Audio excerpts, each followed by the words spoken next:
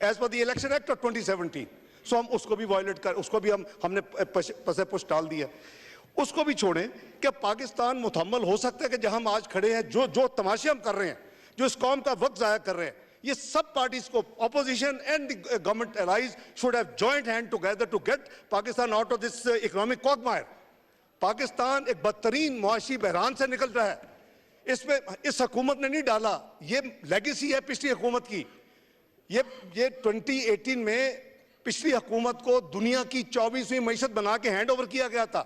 उनको 2% food inflation पे hand over किया था पाकिस्तान, उनको 4% पे जनरल इन्फ्लेशन पे हैंड ओवर किया था पाकिस्तान, उनको 6.25% पॉलिसी रेट पे हैंड ओवर किया था पाकिस्तान, उनको बेहतरीन stock market of south Asia पे हैंड किया था Pakistan, 5th best of the world hand किया था पाकिस्तान। आज हम किधर खड़े हैं?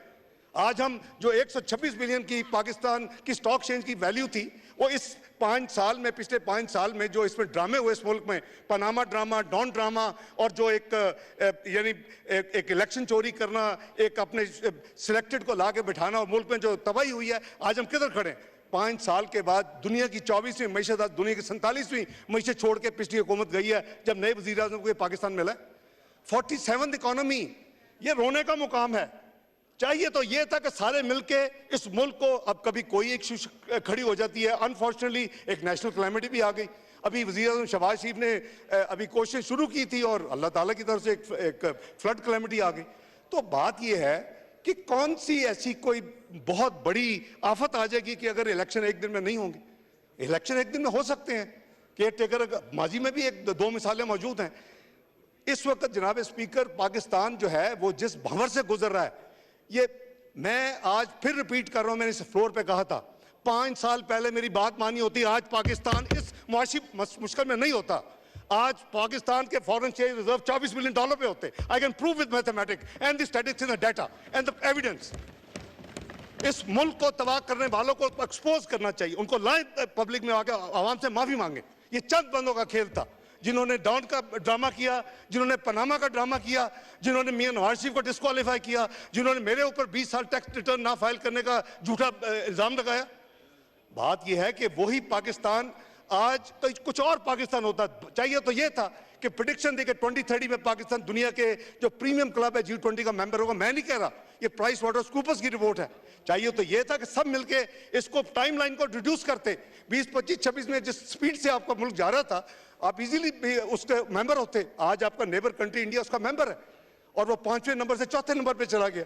तो जनाब स्पीकर, पाकिस्तान के मुआशी मसाइल जो हैं वो इस हुकूमत के किए दिए नहीं है, इसे लेगेसी दे इनहेरिटेड। एंड उसको जाहिर है, it's not a electricity switch on end off button कि जी ये आए हैं तो एक स्विच ऑन करेंगे और स्विच ऑफ करेंगे तो ये सारा ठीक हो जाएगा। They trying their best. दुनिया परेशान है कि ये पाकिस्तान कैसे डिफॉल्ट नहीं होगा। अंदर से भी वही आवाजें आ रही थी पिछले 1 साल में और बाहर से भी यही आवाजें आ रही थी, डिफॉल्ट डिफॉल्ट डिफॉल्ट, बॉन्ड पे नहीं होगा, ये पेमेंट 1 बिलियन की नहीं होगी। अल्लाह के फल से एक पेमेंट 1 मिनट डिले नहीं हुई पाकिस्तान की, जब से वज़ीर आज़म शहबाज शरीफ ने जिम्मेदारी उठाई है। तो जनाब स्पीकर, मैं समझता हूँ कि किधर है हुब्बुल वतनी, किधर है पाकिस्तान का फिक्र? आज बिखरे पड़े हैं। Election, what election? क्या हो जाएगा इलेक्शन अगर 3-4 महीने बाद हो जाएगा तो क्या, कौन सी मुसीबत है? Let the election be in October. कुछ नहीं होगा। पाकिस्तान को हम देखें, 1-1 बिलियन के लिए हमें यानी एक मुल्कों में जहां हम कभी नहीं गए थे। Let me share with you, जो 2011-12 में चाइना से 500 मिलियन के पाकिस्तान ने 2 यानी डिपॉजिट लिए। आज तो आप सबको पता है बहुत डिपॉजिट लिए हुए। वो 500 मिलियन जब मैंने पहले साल मियां नवाज शरीफ साहब थे 10 प्राइम मिनिस्टर पाकिस्तान साइन करते थे, पहले यूसुफ ज़गरानी साहब कहते, शहदाब ने भी एक कद किया और एक दफ़ा उसका एनुअल रोल ओवर होता था। जब मैं दूसरे साल मियां नवाज शरीफ के पास गया, उनका डॉक्टर साहब मेहरबानी करें अगली दफा मुझे साइन न करें, पैसे वापस कर। This was PMLN policy in 2014, 15, 16।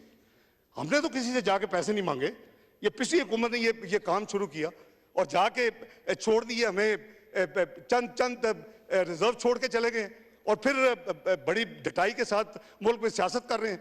भाई आप अपनी शर्म आनी चाहिए कि आपने पाकिस्तान को किस नहज पे पहुंचा दिया, 24वीं इकोनॉमी से 47वीं इकोनॉमी।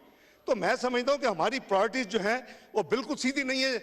यानी पॉलिटिकल पार्टी ने एक ने तमाशा लगाया हुआ है, उसको अपना सोचना चाहिए कि मैं जिम्मेदार हूं इस तमाम तबाही का। और अल्लाह के फजलो करम से कोई हम नाउम्मीद नहीं है। जो कर्व डिक्लाइनिंग था वो रुक चुका है। दुनिया परेशान है कि ये कैसे अपनी कमिटमेंट्स वक्त पे पूरी कर रहे हैं, हालांकि हम पूरी तरह इनको स्क्वीज कर रहे हैं। ये आईएमएफ जो था, ये स्टाफ लेवल एग्रीमेंट से पहले तो कभी प्रायर एक्शन होते ही नहीं थे। ये पहली दफा है, मैंने 25 साल में डील कर रहा हूं कि जी प्रायर एक्शन सारे करे, अच्छा वो भी हो गए, अच्छा जी अपने दोस्तों से लिखवा के दे दे वो भी।